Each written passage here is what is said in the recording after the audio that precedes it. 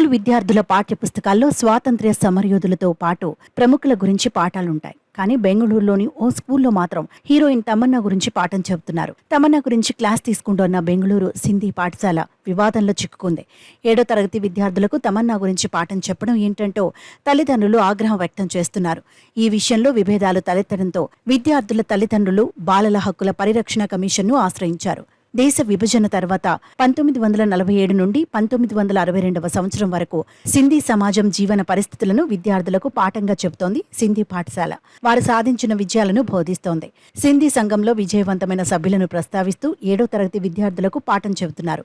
ఇందులో భాగంగా నటీనటులు రణవీర్ సింగ్, తమన్నా భాటియాతో సహా ప్రముఖ సింధీ సంఘం సభ్యుల గురించి సమాచారాన్ని వివరిస్తున్నారు. తమన్నా భాటియా అధ్యాయాన్ని పాఠ్యాంశంలో చేర్చడం పట్ల తల్లిదండ్రులు అభ్యంతరం వ్యక్తం చేస్తున్నారు. హీరోయిన్ గురించి బోధించడం ఏంటంటూ నిలదీస్తున్నారు. స్కూల్ యాజమాన్యం వ్యవహారంపై మండిపడుతున్నారు. తమన్నాపై ఉన్న అధ్యాయాన్ని పిల్లల టెక్స్ట్ బుక్స్ నుంచి తొలగించాలని డిమాండ్ చేస్తున్నారు. అయితే తల్లిదండ్రుల డిమాండ్ను యాజమాన్యం పట్టించుకోలేదు.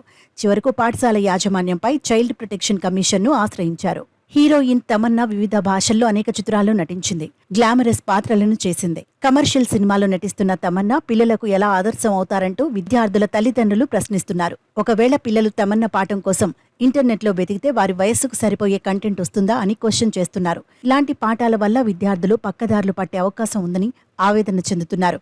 విద్యార్థుల భవిష్యత్తును దృష్టిలో పెట్టుకుని ఇకనైనా తమన్నా గురించి ఉన్న పాఠ్యాంశాన్ని తొలగించాలని డిమాండ్ చేస్తున్నారు. బాలల హక్కుల పరిరక్షణ కమిషన్కు చేసిన ఫిర్యాదులో ఇదే పేర్కొన్నారు.